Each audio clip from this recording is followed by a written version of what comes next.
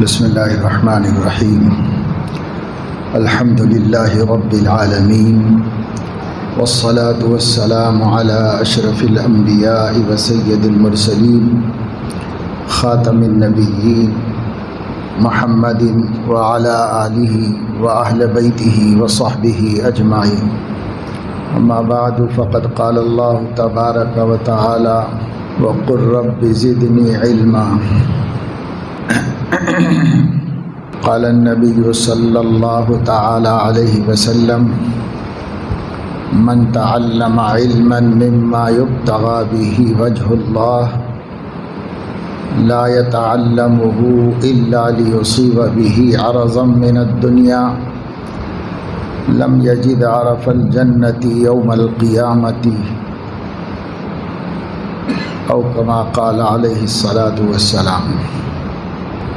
اللہ تعالیٰ نے اپنے بندوں کی ہدایت اور رہنمائی اور مرنے کے بعد کی زندگی میں اور ہمیشہ رہنے کی جگہ میں کامیابی کے واسطے بندوں کو ایک نظام حیات دیا ہے، زندگی کا دستور عطا فرمایا ہے۔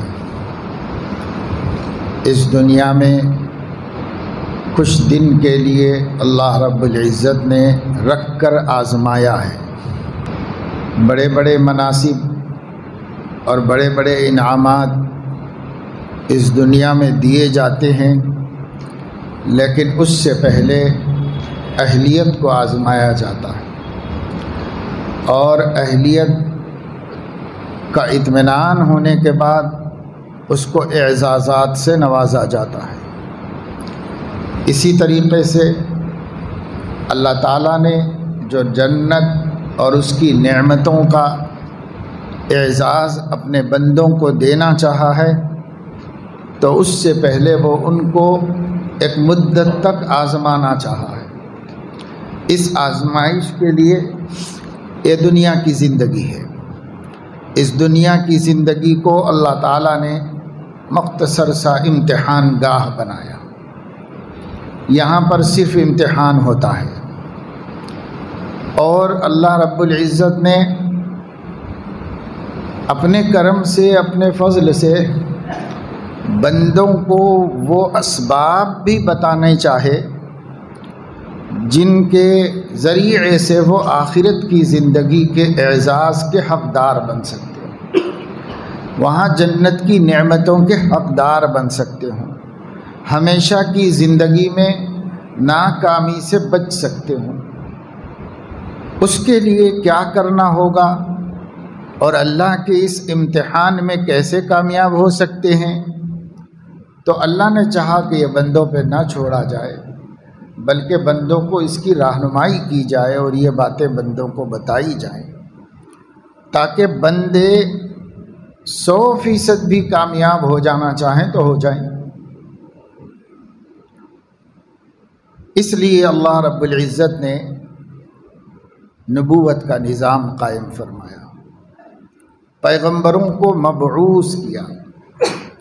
مبعوث کرنے کا مطلب یہ نہیں ہے کہ پیغمبر کہیں غیب سے آ جاتے ہوں اچانک، بلکہ مبعوث کرنے کا مطلب یہ ہے اللہ اپنے بندوں میں سے کسی بندے کو وہ صلاحیت کا حامل بناتا ہے جس سے وہ اللہ سے پیغام لے سکے اور اللہ کے بندوں کو پیغام دے سکے، اور اس کی اپنی شخصیت وہ اس کے سماج کے لیے مثالی نمایاں شخصیت ہو سکے۔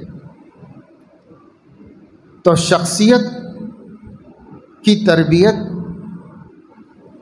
اس پرسن کی پرسنالٹی کو ڈیولپ کرنا کا کام اللہ خود کرتا ہے، وہ بندوں سے نہیں کرواتا۔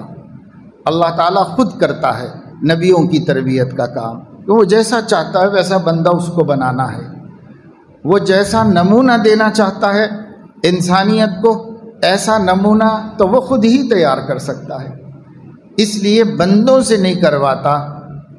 انبیاء کی تربیت اللہ تعالیٰ خود فرماتے ہیں۔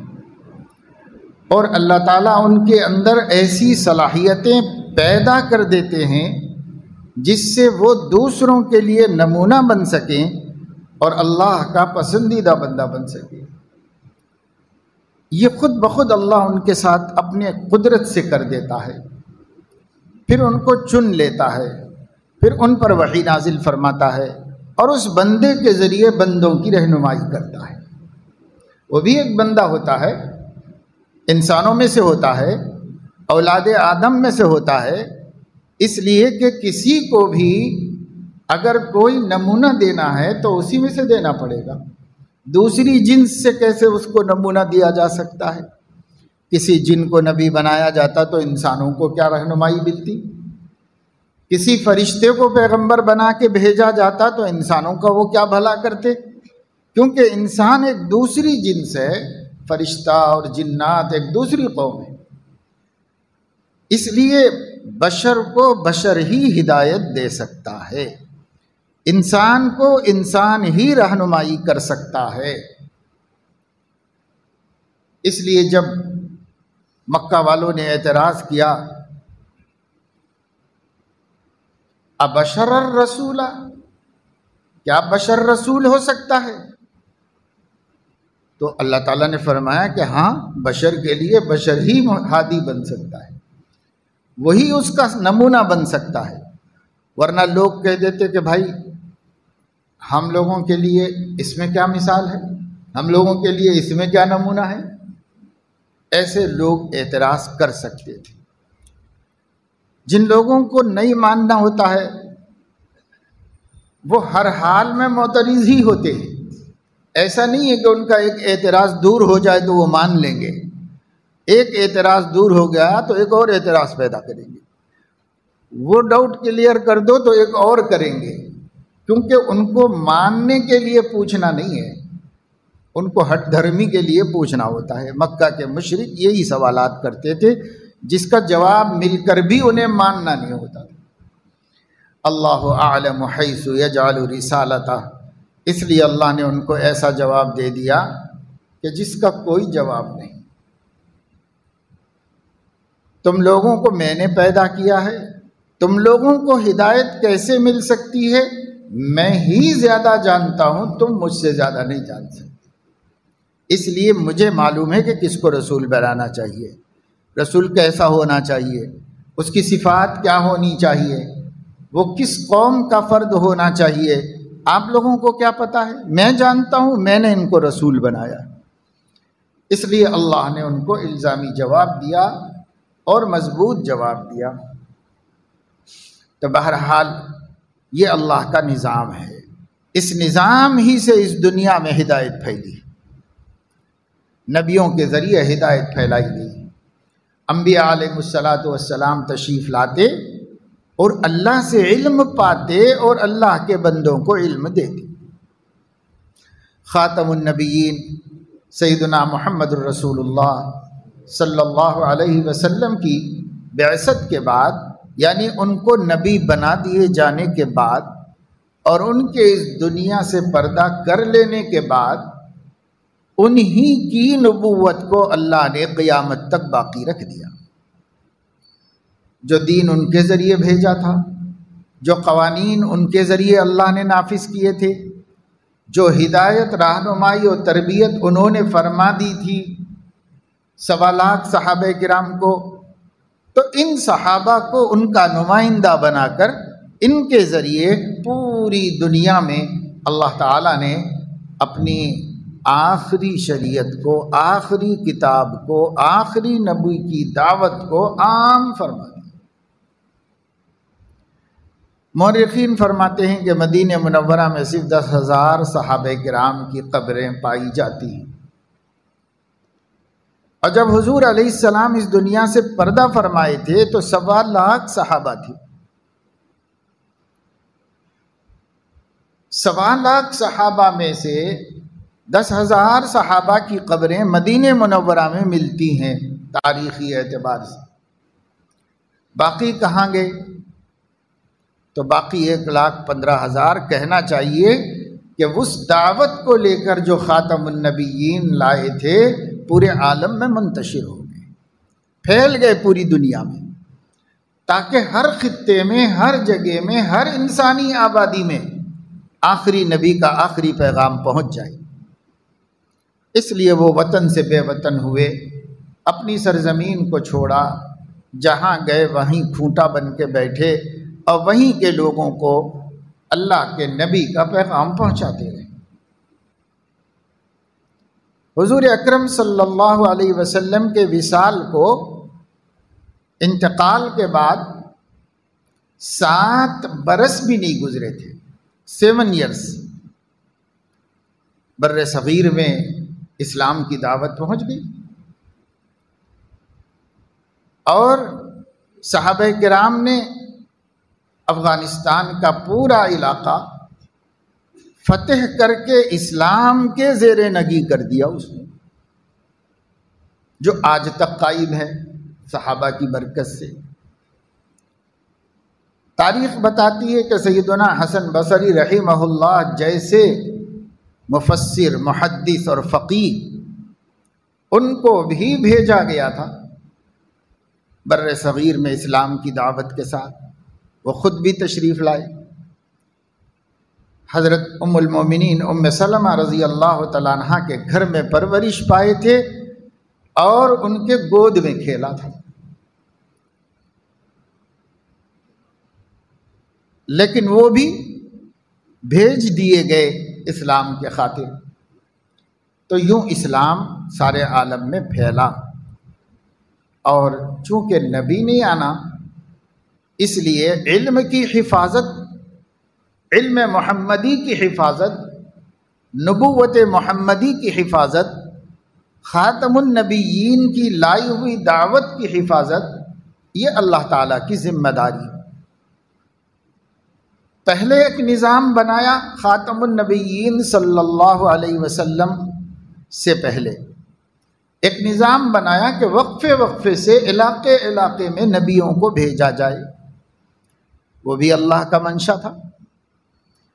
پھر جب آخری نبی کو مبعوث کر دیا تو دوسرا نظام بنایا کہ اب کوئی نبی نہیں بھیجا جائے، کسی جگہ نہ بھیجا جائے، بلکہ اس نبی کی امت میں دعات پیدا کر دیے جائیں، وہ داعی ہی نبیوں والا کام کرتے رہیں۔ اس کے لیے اللہ رب العزت نے سیدنا محمد الرسول اللہ صلی اللہ علیہ وسلم کے علم کے محافظ پیدا فرمائے۔ ان کا علم وحی ہے، وحی کی شکل کتاب اللہ و سنت رسول اللہ میں ہے۔ یہ 2 چیزیں راس المال ہے مسلمانوں کا، کیونکہ نبی کو دی گئی 2 چیزیں ہیں، اور نبی چھوڑ کے گئے یہی 2 چیزیں، یہی نبی کا راس المال ہے۔ کل پونجی پیغمبر کی دعوت و نبوت کی یہی 2 چیزیں، وہ علم جو قرآن کی روشنی میں موجود ہے، وہ علم جو سنت رسول اللہ کی شکل میں موجود ہے، یہی 2 ملا کر حضور کو دیا گیا تھا، اور یہی 2 چھوڑ کے دنیا سے آپ تشریف لے گئے۔ تو کل علم کا اصل یہی ہے۔ پھر کتاب و سنت کے مجموعے سے جو عملی زندگی کی رہنمائیاں ملتی ہیں ہمیں، اعتقاد، عمل اور اخلاق،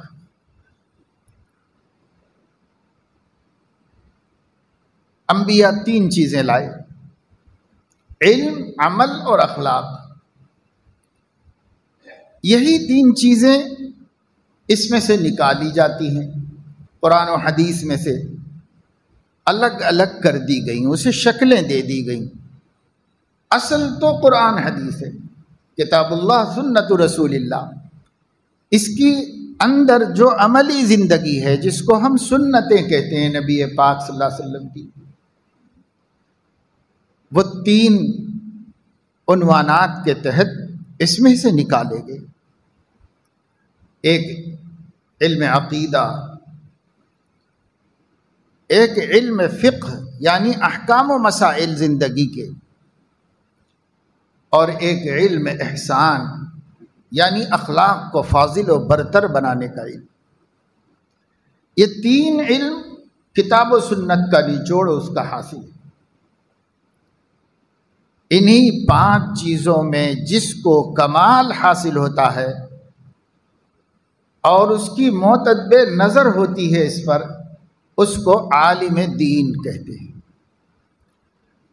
اور حقیقت میں نبی کا وارث عالم دین ہے، وہ جس کے پاس یہ پانچ علم ہوں۔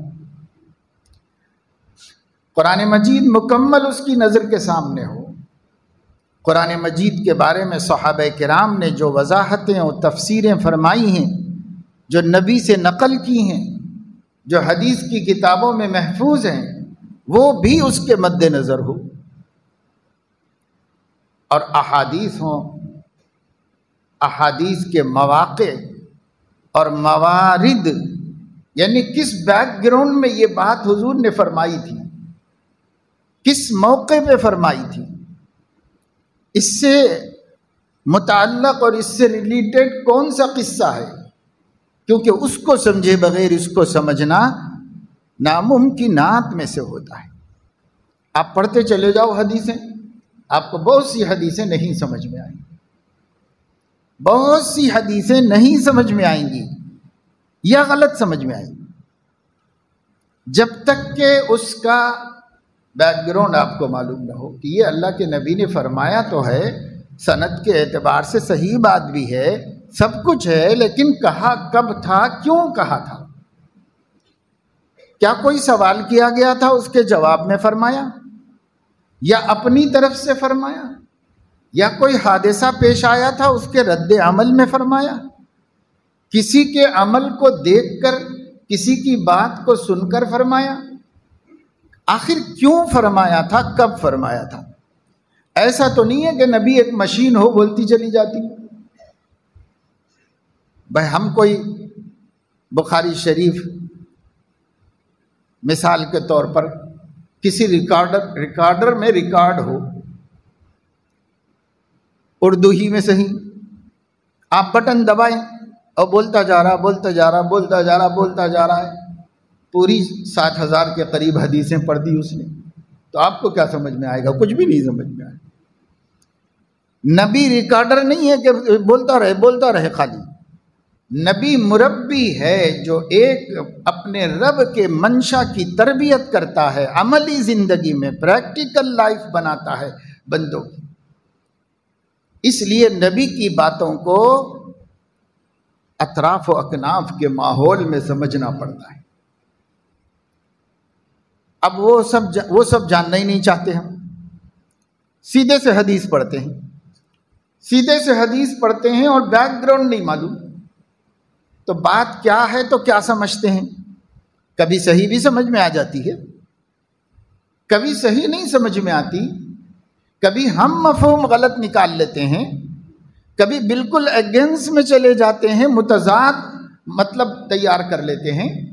آج دنیا میں قرآن حدیث کا نام لے کر گمراہ ہونے والے سینکڑوں، ہزاروں، لاکھوں لوگوں کو بولنا یہی ہے کہ یہ حدیث میں ہے، ان کا بولنا یہی ہے کہ یہ قرآن میں ہے۔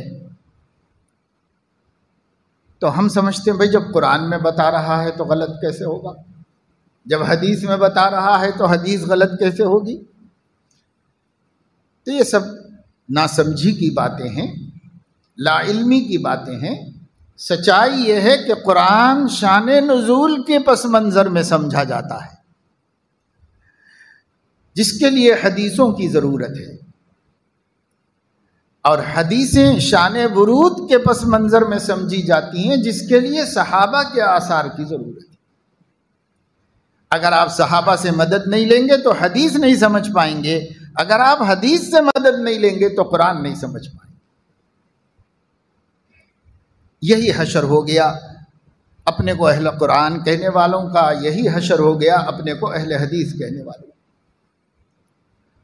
انہوں نے قرآن کے لیے حدیث کی ضرورت کا انکار کر دیا، انہوں نے حدیث کو تو مانا لیکن حدیث کے لیے صحابہ کی فہم کا انکار کر دیا۔ یہ یوں رستے سے ہٹ گئے اور یہ یوں رستے سے ہٹ گئے۔ علم اس کو نہیں کہتے. علم اس کو کہتے ہیں قرآن، حدیث، علم الکلام جس کو علم عقیدہ کہتے ہیں، اور علم الفقہ اور علم احسان و سلوک پر پوری نظر ہو. یہ تین علم ان دو علوم کا خلاصہ ہیں، اس کا عملی نقشہ ہے، عملی نقشہ ہے. اس واسطے عالم سب کسی کو نہیں کہتے. دو باتیں کوئی جانتا ہو، دو حدیثیں رٹ لیا ہو، دو آیتوں کا ترجمہ سیکھ لیا ہو، یا اچھا بیان کر لیتا ہو، 2 گھنٹے بول سکتا ہو، 5 گھنٹے کی تقریر کر سکتا ہو، عالم ہونا ضروری نہیں ہے. بولنا آنا تو بڑے بڑے اسپیکر ہیں دنیا کے اندر، بڑے بڑے گوار جاہلوں کو بھی گھنٹوں بات کرنا آتا ہے. ان سب کو عالم نہیں کہتے. عالم ان کو کہتے ہیں جو ان 5 علوم پر دسترس رکھتے ہوں، جو راس المال ہے اسلام کا، جو نبی کی نبوت کا سرمایہ ہے، اللہ کے پاس سے آیا ہے اور نبی نے امت کو پہنچایا ہے. اس پر اگر عبور نہیں، وہ عالم نہیں. ہاں واعظ ہو سکتا ہے، عابد ہو سکتا ہے. واعظ کہتے ہیں واعظ کہنے والے کو، مقرر کہتے ہیں تقریر کرنے والے کو، اور عابد کہتے ہیں عبادت بہت کرنے والے کو، اور زاہد کہتے ہیں کہ آخرت کا شوق زیادہ ہو اور دنیا سے دلچسپی کم ہو. داعی کہتے ہیں دعوت دینے والے کو، غازی کہتے ہیں جہاد کرنے والے کو. یہ اعمال کی صفتیں ہیں، ان صفات کے متصف کو عالم نہیں کہتے. جو صفت کا غلبہ ہے اس صفت سے اس کی نشاندہی کی جاتی. یہ صفت کا غلبہ ہے تو اس کو کہیں گے عبادت گزار ہے، عابد ہے. یہ صفت کا غلبہ ہے تو اس کو یہ کہیں گے، یہ کہیں گے. لیکن عالم ہونا کوئی ضروری نہیں. عالم جب ہوگا جب کتاب اللہ، سنت رسول اللہ اور ان دونوں سرچشموں سے نکلا ہوا عملی زندگی کا نمونہ اور اس کے احکام، یعنی علم عقیدہ، علم فقہ اور علم احسان و سلوک. کیونکہ یہ نبی کا دیا ہوا ہی علم ہے. نبی ہی نے لوگوں کی تربیت کی، نبی ہی نے لوگوں تک اللہ کے پیغام قرآن کی صورت میں پہنچائے، اور نبی ہی نے لوگوں تک اللہ کا پیغام اپنے احادیث کی صورت میں پہنچایا. قول سے بھی پہنچایا ہے، اور بہت سی باتیں قول نہیں ہیں، حضور علیہ السلام نے ایک دفعہ بھی زبان سے نہیں کہی، لیکن اس پر ان کا عمل تھا. اس وجہ سے قرآن حدیث نہیں کہا جاتا، کتاب اللہ و سنت رسول اللہ کہا جاتا. سنت اس کو کہتے ہیں جس میں نبی کا بولنا بھی ضروری نہیں. انہوں نے بولا ہو، کہا ہو، انہوں نے کیا ہو، انہوں نے کسی کو کرتا ہوا دیکھ کر اعتراض نہ کیا ہو، بس یہ سب سنت ہے. اس لیے ہر حدیث سنت نہیں ہوتی، ہر سنت حدیث ہوتی ہے. یہ فرق ہوتا ہے، علم سے سمجھ میں آتا ہے. ویسے ہی خالی آدمی شدھ بدھ معلومات، تھوڑی بہت باتیں جان کر، ادھوری باتیں جان کر داعی نہیں بن جاتا. اس لیے جن بزرگوں نے امت کی ضرورت محسوس کر کے عوام الناس کو دعوت کے میدان میں اتارا اور داعی کی حیثیت سے کھڑا کیا، انہوں نے ان کے اوپر پابندیاں بھی عائد کر دی. اس سے زیادہ نہیں بول سکتے، اس سے ہٹ کے نہیں بول سکتے، کیونکہ آپ حقیقی داعی نہیں ہو. اس وجہ سے آپ سب نہیں بول سکتے، بس اتنا بولنا ہوگا. اتنی باتیں ہیں، اتنی باتوں سے زائد بولنے کا آپ کا حق نہیں ہے. اس لیے آپ اس کے آگے زبان مت کھولو، آپ اس سے آگے قدم مت بڑھاؤ. بہت محتاط طریقے پر ان کو میدان میں اتارا، ضرورت محسوس کر کے امت، کیونکہ انہیں بھی پتا تھا کہ ہر چند حروف جاننے والے کو اسلام میں داعی نہیں کہا جاتا، ہر مقرر کو داعی نہیں کہا جاتا. آپ بھی بولنا شروع کیجیے تو چند دنوں میں اچھے بولنے والے بن جائیں گے. اس سے آپ کوئی عالم نہیں ہو جاتے، آپ کوئی نبی کے وارث نہیں ہو جاتے، آپ کتاب و سنت کے حامل نہیں ہو جاتے. یہ مستقل علم ہے، پرماننٹ علم ہے، باقاعدہ سیکھنا پڑتا ہے، وہ باقاعدہ حاصل کرنا پڑتا ہے. مدتوں درکار ہے اس علم کو حاصل کر کے نبی کا نائب بننے، عالم بننے اور حقیقی داعی بننے کے واسطے برسوں چاہیے. اب برسوں علم میں لگانے چاہیے، کسی اور کام میں لگا کے نہیں بن جائے گا. علم سیکھنے میں لگانے چاہیے.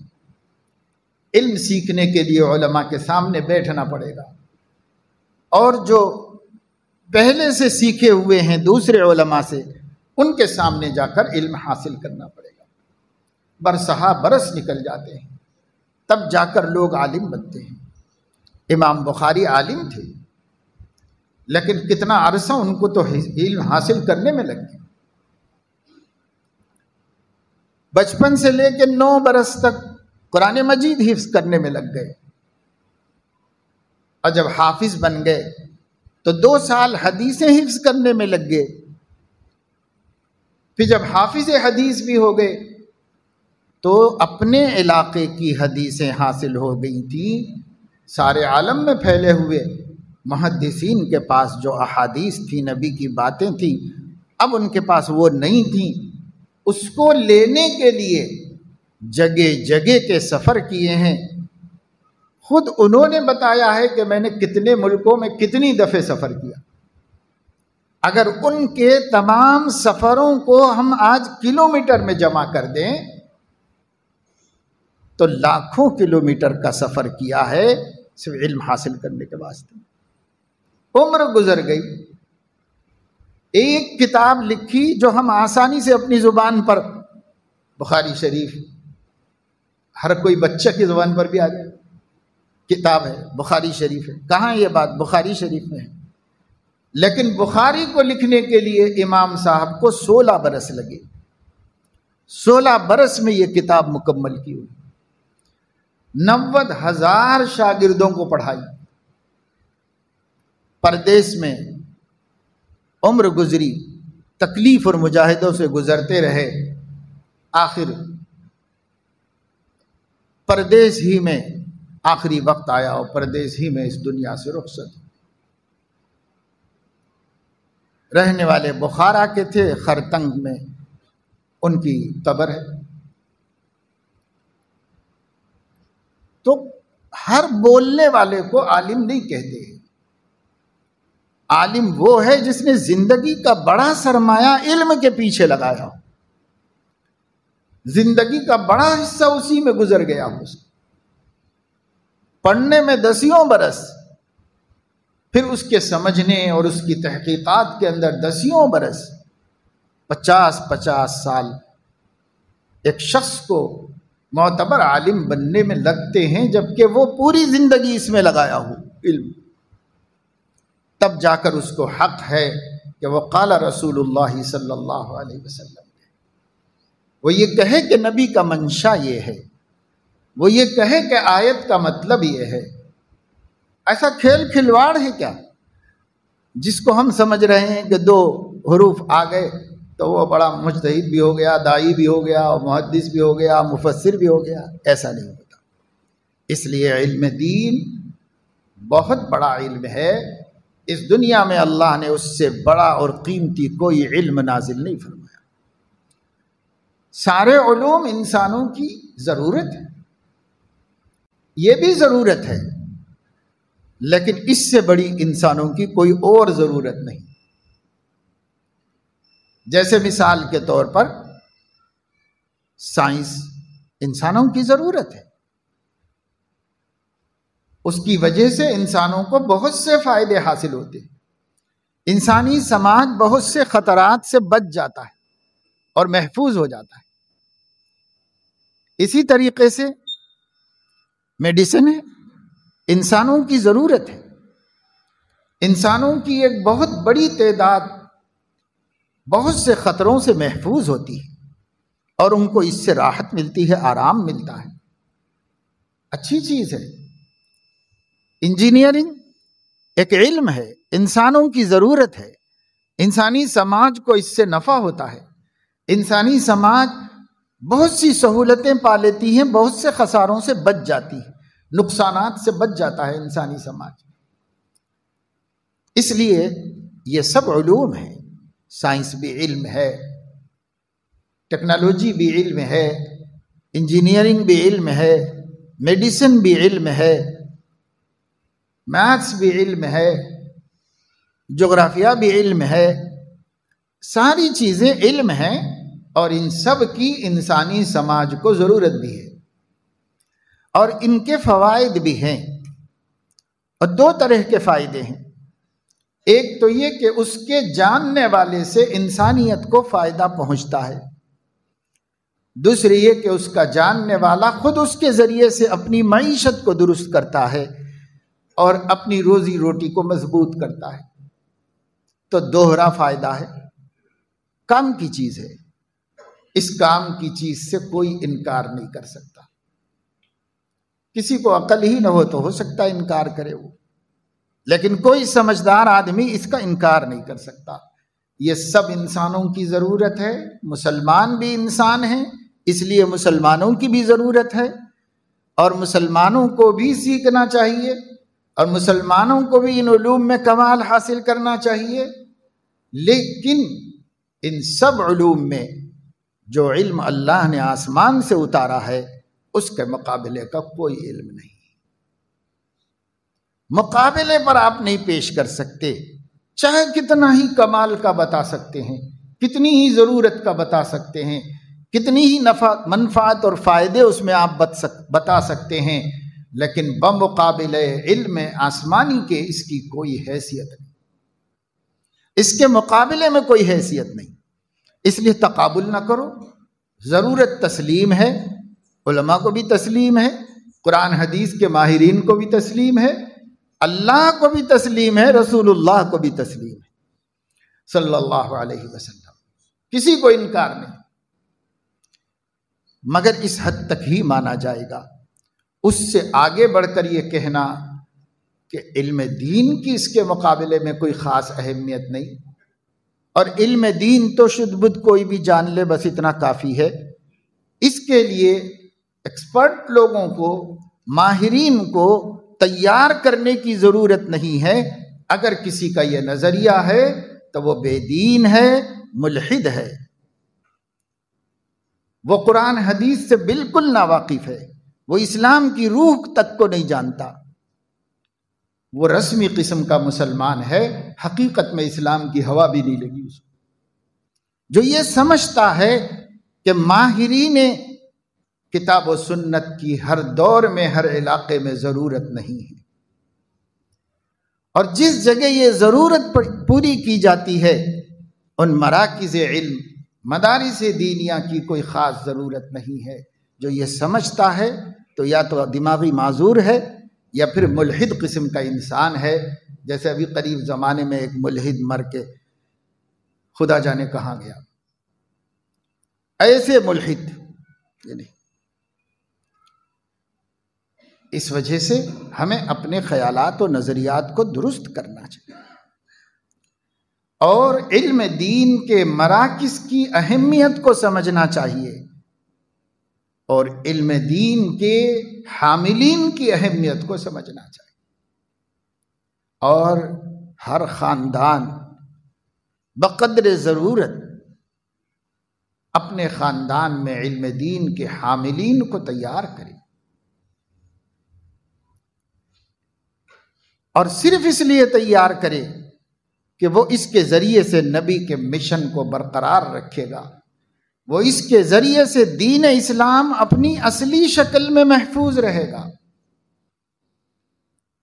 آج ماڈرن ٹیکنالوجی کے بعد آئے دن صبح شام بھی کہہ سکتے ہیں آپ، نیا نظریہ اسلام کا سامنے آ رہا ہے، جزوی طور پر کسی مسئلے کے سلسلے میں، کلی طور پر پورے اسلام کے سلسلے میں. اور دشمنان اسلام کے تیار کردہ ایک مصنوعی اسلام ہے، لبرل اسلام ہے، اور امریکن دماغ کے سانچے میں ڈھلا ہوا اسلام ہے۔ اس اسلام کے تربیت یافتہ لوگ امریکہ کی مدد سے اور امریکہ کی حکم پر اسلامی ملکوں کے حکمرانوں کی مدد سے آج میڈیا پہ چھائے ہوئے ہیں، کیونکہ ان کا حکم ہے کہ ان لوگوں کو آگے بڑھاؤ، یہ ہمارے تیار کیے ہوئے علماء ہیں، ان کو آگے بڑھاؤ۔ اس لیے نام تو مثال کے طور پر پاکستان کا ہے، لیکن یہاں پاکستان کی میڈیا میں بیٹھے ہوئے غداران اسلام کے نام پر امریکہ کے سکھائے ہوئے دین کو سیکھ کر تعلیم یافتہ طبقے کو گمراہ کرنے کا کام صبح و شام کر رہے ہیں۔ اگر مدارس دینیہ اسلامیہ بر صغیر میں موجود نہ ہوتے اور وہاں حفاظت قرآن و حدیث کا کام نہ ہوتا، اور وہاں علم العقیدہ، علم الفقہ اور علم الاحسان کی حفاظت کی محنتیں نہ ہوتی اسی شکل میں جس شکل میں نبی کے زمانے سے چلی ہیں، تو آج یہ متجددین یعنی لبرل اسلام کے داعی ایک مسلمان کو باقی نہ رکھتے، سب کو زہر کھلا کے زخمی کر دیتے، سب کو برباد کر دیتے۔ بہت لوگ ہو رہے ہیں برباد، لیکن پھر بھی رکے ہوئے ہیں بہت سے مسلمان، کیونکہ یہ علماء بتا رہے ہیں یہ غلطی ہے، یہ غلطی ہے، یہ غلطی ہے۔ ایسے لوگ عرب ملکوں سے حکومت کی پشت پناہی سے اس دین کی دعوت دے رہے ہیں جو نہ صحابہ کے دور میں تھا، نہ تابعین کے دور میں تھا، نہ تبع تابعین کے دور میں تھا، نہ فقہا کے زمانے میں، نہ محدثین کے زمانے میں، کسی دور میں نہیں تھا، جس کی پیشین گوئی حضور علیہ السلام نے فرمایا میرے بعد کچھ ایسے دعات پیدا ہو جائیں گے، ایسے داعی پیدا ہو جائیں گے، یأتونکم بأحادیث ما لم تسمعوا انتم ولا آباؤکم، ایسی حدیثیں اور ایسی باتیں تمہارے سامنے اسلام کے نام سے لائیں گے کہ تمہارے اسلاف میں کسی نے سنا تک بھی نہیں ہوگا کہ یہ بھی اسلام میں ہے، اور فلاں آیت کا یہ مطلب ہے، اور فلاں حدیث کا یہ مطلب ہے۔ ما لم تسمعوا انتم ولا آباؤکم، نہ تم نے کبھی سنا ہوگا اور تمہارے اسلاف نے بھی نہیں سنا ہوگا، ایسی باتیں قرآن حدیث کے نام سے تمہارے سامنے لائیں گے۔ یہ تو حضور نے پیشین گوئی فرمائی جو غلط نہیں ہو سکتی، کمپلسری وجود میں آنا ضروری ہے۔ لیکن ایسے وقت ایمان کے قدردانوں کو ہدایت کیا کی نبی نے؟ فَإِيَّاكُمْ وَإِيَّاهُمْ، تم ان سے دور رہو اور ان کو اپنے سے دور رکھو۔ لا يفتنونکم ولا یضلونکم، کہیں ایسا نہ ہو کہ وہ تمہیں آزمائش میں ڈال دیں، کہیں ایسا نہ ہو کہ وہ تمہیں کنفیوز کر دیں، اب پھر تمہیں سیدھے رستے سے بھٹکا دیں اور ہٹا دیں۔ تو امت کی سب سے بڑی ضرورت ہر علاقے میں، ہر زمانے میں بقدر ضرورت علم دین کے ماہرین کا موجود ہونا اور امت کا ان سے جڑے ہوئے ہونا اور وابستہ ہونا، یہ اتنی بڑی ضرورت ہے کہ اگر اس ضرورت کو ہم نہیں مانتے تو ہماری ہدایت پر قائم رہنے کی کوئی ضمانت نہیں، چاہے کتنے ہی نیک ہوں ہم، چاہے کتنے ہی عبادت گزار کیوں نہ ہو۔ ہماری ہدایت اس وقت تک ممکن نہیں جب مراکز ہدایت سے ہم جڑے نہ رہیں، اور مرکز ہدایت علم کا مرکز ہے، اور اس کو اس دور میں مدرسہ کہا جاتا ہے۔ اگر اس سے جڑے ہوئے نہیں ہے تو ہدایت کی کوئی ضمانت نہیں۔ عالم وہ جس کو میں نے بتایا 5 علوم پر جس کو در کو کمال حاصل ہے، واعظ نہیں، واعظ تو ماشاءاللہ بہت ہے، ایک سے ایک، میں نے شروع میں بتایا آپ کو 3 گھنٹے بیان کر سکتے ہیں، لیکن ان کے پاس علم نہیں ہے، اس وجہ سے اس کو حقیقی داعی نہیں کہا جا سکتا، اسے لغتاً داعی کہا جا سکتا ہے۔ حقیقی داعی وہ ہے جو عالم ربانی ہے اور نبی والا علم لوگوں تک پہنچاتا ہے، سلف کے افکار کی روشنی میں، امت کے اجماع کی روشنی میں پہنچاتا ہے، وہی عالم ہے۔ وہیں سے آپ کو ہدایت ملے گی، اور باقی سب تو اپنی اپنی سمجھ سے بولنے والے لوگ ہیں، جس کو یہ سمجھ میں آیا یہ بول رہا ہے، اس کو وہ سمجھ میں آیا وہ بول رہا ہے، پابند نہیں ہے بولنے کا، پابند ہو کر بولے، علم کا اور عالم کا پابند ہو کر بولے۔ ہر عالم بھی پابند ہے عالم کا، ایسا نہیں ہے کہ اگر عالم ہو جائے تو وہ آزاد ہے جو چاہے بولے، عالم بھی پابند ہے عالم کا۔ اسلام کا نظام یہ ہے کہ علماء بھی کسی چیز کا فیصلہ تنہا نہیں کر سکتے، تنہا فیصلہ کرنا نبی کی شان ہے، تنہا نہیں کر سکتے، صحابہ بھی نہیں کر سکتے تنہا فیصلہ، اس لیے صحابہ کا بھی اجماع لیا جاتا ہے، تفردات نہیں لیے جاتے ہیں۔ تو پھر بعد والوں کا کیا بساط ہے، اور بعد والوں کا کیا مقام ہے، اور 1400 سال بعد والوں کا کیا مقام ہے کہ وہ جو بول دیں ان کے بولنے سے دین ہو جائے؟ کوئی مقام نہیں۔ اس لیے جب کوئی اہم مسئلہ، کوئی بات طے ہونی ہوتی ہے اور پہلے سے موجود نہیں ہے، یا پہلے سے موجود ہے لیکن اس کی تشریح کی ضرورت ہے، تو علماء کی ایک بڑی جماعت مل کر کہے کہ یہ مطلب ہے، تب تو مانا جائے گا۔ اسی کو کہتے ہیں اجماع امت، اسی کو حضور نے جماعت کہا، اہل السنت والجماعت۔ افراد کی کہی ہوئی باتوں کا اعتبار نہیں۔ اس امت کی خوبی یہ ہے، علماء کا کمال یہ ہے، اپنا پیر ہے، مرشد ہے، عقیدت سے اس کے قدم چوم رہے ہیں، لیکن شریعت میں اگر اس نے کوئی بات سلف سے ہٹ کر کہہ دی تو نہیں حضرت، یہ قابل قبول نہیں ہے، ہم نہیں تسلیم کریں گے اس کو۔ یہ علماء اہل حق کا کمال ہے، یہ علم کی حفاظت ہے، یہ خدا کو جواب دینے کا احساس ہے۔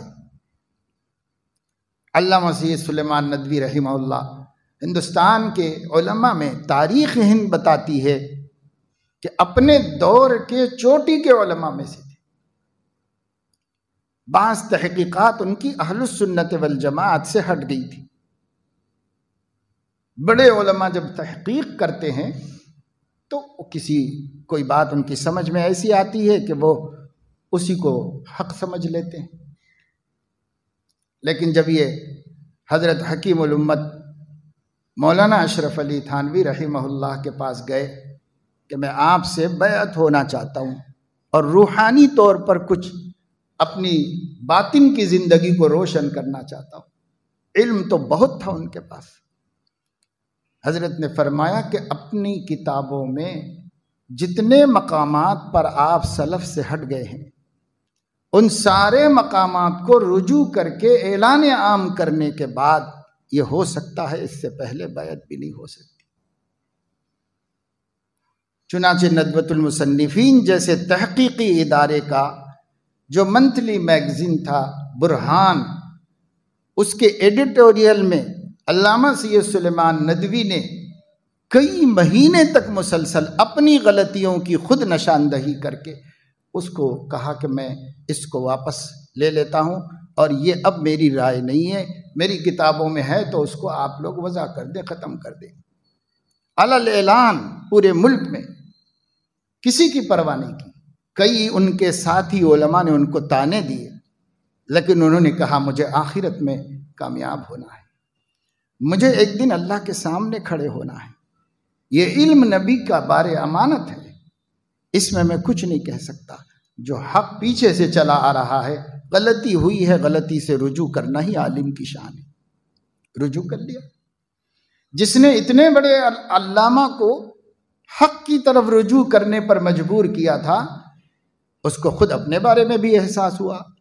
1000 کتابوں کے مصنف تھے، بڑے بڑے علماء کو بلا کر ہندوستان سے 3 بڑے چوٹی کے علماء کو بلا کر اپنے جیب سے تنخواہ دے کر ان کے ذمے یہ کام کیا کہ میری کتابیں 5 صفحے کی ہوں یا 10 جلدوں کی، ہر کتاب کو تنقیدی نظر سے مطالعہ کرو، اگر کہیں مجھ سے کوئی غلطی ہوئی ہے تو تم نشاندہی کر کے مجھے بتاؤ، میں غور کروں گا، اور اگر یہ غلطی ہے تو میں اس کو بدل دوں گا۔ غلطیاں تو شاید و باید اکا دکا نکلا 1000 کتابوں میں، کیونکہ وہ خود بڑے محقق عالم تھے، محدث تھے، مفسر تھے، فقیہ تھے، لیکن کئی جگہوں پر انہوں نے بتایا کہ ایسا لکھنے کے بجائے ایسا لکھیں، اس سے پڑھنے والے کو غلط فہمی ہوگی، ایسا لکھنے کے بجائے ایسا لکھنا مناسب ہے۔ صرف عبارات کو بدلنے کی سفارشیں کرتے رہے وہ لوگ۔ باقاعدہ خانقاہ سے نکلنے والا منتھلی آرگن النور میں حضرت ترجیح الراجح کے نام سے رجوع کرتے رہے، مہینوں رجوع کرتے رہے کہ یہ عبارت بدل کر یہ عبارت کر دی ہے میں نے، یہ عبارت بدل کر یہ عبارت کر دی، یہ الفاظ نکال دی، یہ الفاظ اب آپ لوگ بھی اپنی کتابوں میں درست کر لیجئے، میں ذمہ دار نہیں اس کے بعد۔ پھر وہ پوری کتاب بھی الگ سے چھپا کر شائع کر دی تاکہ اللہ کے سامنے پکڑے نہ جائے۔ اس کو عالم کہتے ہیں، جس کو خوف خدا ایک ایک اپنے بول کو تولنے کا حکم دیتا ہے، جس کا خوف خدا اپنے لکھے ہوئے ایک ایک لفظ پر 100 مرتبہ نظر کر لینے کا حکم دیتا ہے کہ کہیں یہ امت کی گمراہی کا سبب نہ ہو جائے، کہیں یہ اللہ کے سامنے میرے جہنم میں چلے جانے کا سبب نہ ہو جائے۔ کوئی عالم بننا کھیل ہے کیا؟ عالم بننا، سند لینا تو آسان ہے، عالم بننا کھیل نہیں ہے۔ عالم بننا بڑی ذمہ داری کو سر پہ لینا ہے۔ اس لیے مدارس کے شروع ہونے کا یہ زمانہ ہے، اور دینی مدرسوں کے آغاز رمضان کے بعد ہوتے ہیں۔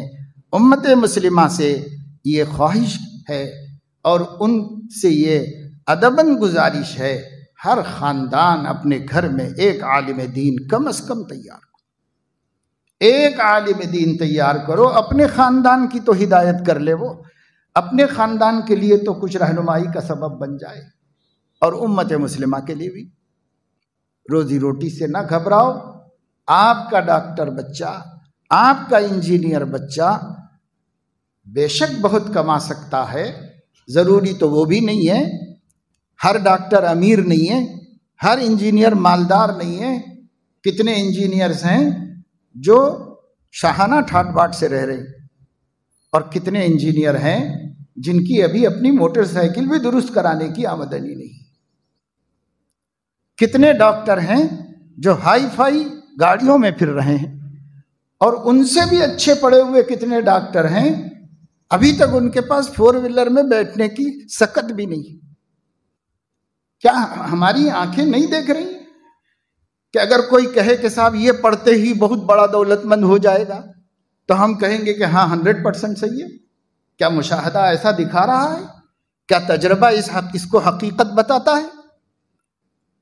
آنکھوں سے دیکھ رہے ہیں نا ہم، کتنے بچے نوکری کے لیے پریشان ہیں، کتنے لوگوں کی حالت خراب ہے شرمندگی سے، کتنے لوگ ہیں؟ کوئی گارنٹی ہے کیا؟ وہ تو اللہ کے ہاتھ میں ہے روزی۔ ایک ڈاکٹر کو مالدار بنائے گا، ایک ڈاکٹر کو غریب رکھے گا، ایک انجینئر کو مالدار بنائے گا، ایک انجینئر کو غریب رکھے گا۔ سماج کے کسی بھی طبقے میں، کسی بھی لائن میں آپ نظر ڈال کے دیکھو، دونوں قسم کے لوگ ملیں گے، ایک ہی قسم کے کہیں نہیں ملیں گے، دونوں قسم کے ملیں گے۔ اللہ یبسط الرزق لمن یشاء ویقدر، جس کے لیے چاہتا ہے۔ ہر کیٹیگری میں دیکھ لو، جتنی بھی مال کی لائنیں ہیں ان میں دیکھ لو، جتنی بھی ڈگریاں ہیں ان میں دیکھ لو، سب کا مقدر روزی میں یکساں نہیں ہے۔ کوئی بے حساب کما رہا ہے، کہاں رکھوں یہ بھی نہیں سمجھ میں آ رہا ہے، اور کوئی اسی لائن کا اس سے اچھا قابل، اس کی آمدنی اتنی بھی نہیں ہے کہ ضرورتیں پوری ہو جائیں۔ آنکھیں نہیں دیکھ رہی اپنے سماج میں؟ پھر کیوں جھوٹ بولتے ہیں ہم کہ علم دین پڑھے گا تو بیچارہ محتاج غریب ہو جائے گا، اور دنیا پڑھے گا تو انشاءاللہ بہت اچھی زندگی گزارے گا؟ یہ جھوٹ کیوں بولتے ہیں؟ یہ جھوٹ بول بول کر لوگوں کو دین کے راستے سے، علم کے راستے سے بچوں کو روکنے کے ہم سبب بن رہے ہیں۔ یہ جھوٹ بول کر، یہ حقیقت نہیں ہے، واقعات کی دنیا میں یہ حقیقت نہیں ہے، یہ 100% کا جھوٹ ہے کہ یہ ڈگری سے غریب نہیں رہے گا اور اس ڈگری سے غریب نہیں رہے گا اور اس ڈگری سے غریب نہیں رہے گا۔ جو سمجھ کر پڑھیں، کسی کو ملا ہے کس کو نہیں ملا۔ اللہ یبسط الرزق لمن یشاء ویقدر، تمہارے ہاتھ میں ہے ہی نہیں، ڈگریوں کے ہاتھ میں ہے ہی نہیں، ملکوں کے ہاتھ میں ہے ہی نہیں، کمپنیوں کے ہاتھ میں ہے ہی نہیں، روزی اللہ کے ہاتھ میں ہے۔ وَفِي السَّمَاءِ رِزْقُكُمْ وَمَا تُوعَدُونَ۔ پھر کیسے سمجھ لیا کہ حافظ عالم بنے گا تو محتاج رہے گا، ڈاکٹر انجینئر بنے گا، سائنٹسٹ بنے گا تو بہت کمائے گا؟ کیسے سمجھ لیا؟ اس جھوٹ کو لوگوں نے کیسے یقین کر لیا؟ اب علماء میں بھی بعض غریب ہیں، بعض امیر ہیں، تو وہ ہر لائن میں ہے تو اس لائن میں بھی ہوں گے، بعض علماء غریب ہوں گے، بعض امیر ہوں گے۔ سیدنا محمد الرسول اللہ صلی اللہ علیہ وسلم کے پاس جب وہ دنیا سے تشریف لے گئے تو رات کو چراغ جلانے کو تیل بھی نہیں تھا، اور سیدنا داؤد و سلیمان علیہ السلام نہ صرف انسانوں کے بلکہ پرندوں کے، چوپایوں کے، جنات کے، چیزوں کی، ہواؤں پر، ہر چیز پر قادر، حاکم، بادشاہ بنے۔ وہ بھی ایک نبی ہے جن کو اللہ تعالیٰ نے بادشاہ نبی بنایا، یہ بھی ایک نبی ہے جن کو اللہ رب العزت نے غریب نبی بنایا۔ روزی کے اعتبار سے کیا ہے؟ یہ صحیح ہے کہ سیدنا محمد الرسول اللہ صلی اللہ علیہ وسلم کو اللہ تعالیٰ نے ایسے چاہنے والے عطا فرمائے جنہوں نے اپنی دولتیں کما کما کر ان کے ابرو چشم کے اشارے پر لٹا دی۔ ایسے اللہ نے امتی دی ان کو، جہاں ضرورت ہوئی، جہاد میں ضرورت ہوئی، غریب کو ضرورت ہوئی، محتاج کے لیے ضرورت ہوئی، جہاں ضرورت ہوئی وہاں انہوں نے اپنی کمائیاں لگا دی۔ لیکن کچھ صحابہ ایسے تھے جن کو کوئی مدد کرے تو چولہا جلتا نہیں تو فاقہ، کچھ صحابہ ایسے تھے کہ پورے مدینے والوں کی دعوت کر سکتے تھے۔ صحابہ میں بھی امیر تھے، غریب تھے، فقہا میں بھی امیر تھے، غریب تھے۔ امام اعظم ابو حنیفہ رحمۃ اللہ علیہ کی اپنی تجارت تھی ٹیکسٹائل کی، اور خوب کمائی تھی، اور امام شافعی رحمۃ اللہ علیہ کو عید کا چاند نظر آ گیا تو گھر میں کل پکانے کے لیے کچھ نہیں تھا۔ فقہا میں بھی امیر بھی ہیں، غریب بھی ہیں، محدثین میں امیر ہیں، غریب ہیں۔ قاضی ہبت اللہ ابن مبارک عظیم محدث ہیں، کوئی ان سے حدیث پڑھنے کے لیے آتا تو سیدھے کھڑے نہیں ہوتے تھے، تھوڑا سا اٹھ کے گھٹنوں پہ ہاتھ ملاتے تھے اور معذرت کرتے تھے کہ میرے پاس اتنا کپڑا نہیں ہے کہ میں سیدھا کھڑا ہو جاؤں تو سطر چھپ جائے، اور پھر حدیث پڑھا کے بھیج دیتے تھے۔ اور کمال یہ ہے کہ اس کے بعد اگر کوئی ہدیہ پیش کرتا تو آپ دیدہ ہو جاتے تھے اور کہتے تھے کہ غریب تو ہوں لیکن اتنا بے حیا نہیں کہ حدیث بیچ کے پیسے کھاؤں۔ اور اس کے مقابلے میں سیدنا امام بخاری کا کاروبار زوروں پر تھا، روز روز ان کی مزاربت کی تجارت سے پیسہ آتا رہتا تھا، مال آتا رہتا تھا، جاتا رہتا تھا، آتا رہتا تھا، جاتا رہتا تھا۔ میرے عزیزو دوستو، سچائی یہ ہے کہ روزی اللہ کے ہاتھ میں ہے۔ اللہ تعالیٰ جس کو چاہتا ہے مالدار بناتا ہے، جس کو چاہتا ہے غریب بناتا ہے، اس کی حکمت ہے، اس کی مصلحت ہے۔ وہ ہر طبقے میں آپ کو ملیں گے، ایسا نہیں ہے کہ صرف مولویوں ہی میں ملیں گے، ہر طبقے میں ایسے لوگ آپ کو ملیں گے۔ خلاصہ یہ ہے کہ ہم سب کو چاہیے کہ ہم اپنی بستیوں میں سے، اپنے گھروں میں سے علماء تیار کریں، یہاں سے وہاں سے بلا کے عالم کو مسجد میں رکھ لینا، کام اس سے بھی چل جائے گا، لیکن آپ کی کیا محتاجی ہے کہ آپ کے پاس عالم نہیں ہے، آپ کے گھر میں عالم نہیں ہے، آپ کی کیا محتاجی ہے؟ کیوں ایسی محتاجی ہے؟ کم سے کم 10% مسلمان بچے علم دین حاصل کرنا چاہیے، لیکن حکومت کی کمیشنوں کی رپورٹ ہے کہ پورے ہندوستان کے اندر دینی مدرسوں میں پڑھنے والوں کی تعداد 3% سے زیادہ نہیں ہے، اور لاک ڈاؤن کے بعد سے اس میں بھی گراوٹ آئی ہے. اب تو 2% سے بھی زیادہ مسلم بچے دینی تعلیم حاصل نہیں کرتے، اور ضرورت ہے کم سے کم 10% علماء کی، کہ 10% مسلمان علماء ہوں. یہ ضرورت ہے. وہاں تک کب جائیں گے؟ ابھی ہم 2-3-4% کی بھی ہمت کر لیں تو بڑی بات ہے، مگر کرو اور قدر کی نظر سے دیکھو اور عزت دو، اور چھوٹے بن کر علماء کے پابند فرمان رہو، ان سے کتاب و سنت کی روشنی حاصل کرو، اور اسی روشنی میں اپنی زندگی اور اپنی آخرت کا سفر طے کرو.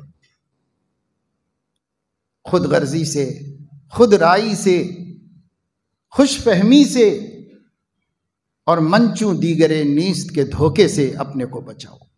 ہر عامی کو عالم کا پابند رہنا ضروری ہے، نہیں تو اس کی ہدایت کی کوئی ضمانت نہیں.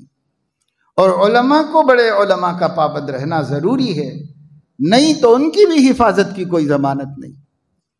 اس وجہ سے علماء تیار کیجئے، اچھے لوگ، مالدار لوگ، اپنے ذہین بچوں کو، اپنے انٹیلیجنٹ اولاد کو دین میں لاؤ، تاکہ دین کو وہ اسی بصیرت سے سمجھ سکیں اور اسی روشنی میں اللہ کے دین کی وہ حفاظت کر سکیں. جتنا ذہین ہوگا اتنا کتاب و سنت کو سمجھے گا، جیسے سائنس کو سمجھ رہا ہے، جیسے دنیا کے علوم کو سمجھ رہا ہے، اور اس میں کمال حاصل کر رہا ہے. اگر یہ دین میں ہو تو قرآن حدیث کو بھی اسی اعتبار سے سمجھے گا، اور اتنا اللہ تعالیٰ اس کے ذریعے سے امت کو نفع پہنچائے گا. تو مدارس میں طلباء صرف محتاج مسلمانوں کے جائیں، اس نظریے کو ختم کر کے متمول مسلمانوں کو بھی اپنی اولاد کو عالم دین بنانے کی طرف توجہ دینی چاہیے. آج سماج کے دولت مند طبقے میں علماء کی تعداد نہ کے درجے میں ہے، آٹے میں نمک کے برابر بھی نہیں ہے. وہ تو اللہ کا کرم ہے کہ ان غریبوں ہی میں سے اٹھا کر کے ایسے ایسے علماء تیار کر دیے کہ عالم کو سنبھال رہے ہیں. یہ اللہ کے قدرت کا معجزہ ہے، اللہ تعالیٰ کی طاقت ہے، اللہ تعالیٰ کی قدرت ہے، بندوں کا کیا کمال. اس لیے مدارس کے آغاز ہونے کے اس موقع پر میں نے اس موضوع پر آپ لوگوں کے سامنے گفتگو کی اور توجہ دلائی کہ اپنے بچوں کو، اچھے گھرانے والے بھی اپنے بچوں میں سے ایک آدھ کو ضرور عالم دین بنانے، حافظ قرآن بنانے کا ارادہ کیجیے. حافظ قرآن بننا ایک شرف ہے، لیکن عالم دین بننا خاندان اور قوم کے لیے رہنمائی کا سبب ہے. یہ اس سے بھی زیادہ ضروری کام ہے اور اس سے بھی زیادہ اہم کام ہے. بہت سے لوگوں کو بچوں کو حافظ بنا لیں گے، جنت میں لے کے جاتا اور بخشا دیتا، اس وجہ سے حافظ بنا دینا ہے. اور پھر وہ حافظ بھی ہو کر چونکہ دین سے واقف نہیں ہے، اس وجہ سے حافظ بھی ہو کر حفاظ کے لیے ننگ و عار بن جاتا ہے. اس لیے علم دین کی طرف توجہ دیں. اللہ مجھے آپ کو سب کو توفیق عمل نصیب فرمائے. آمین.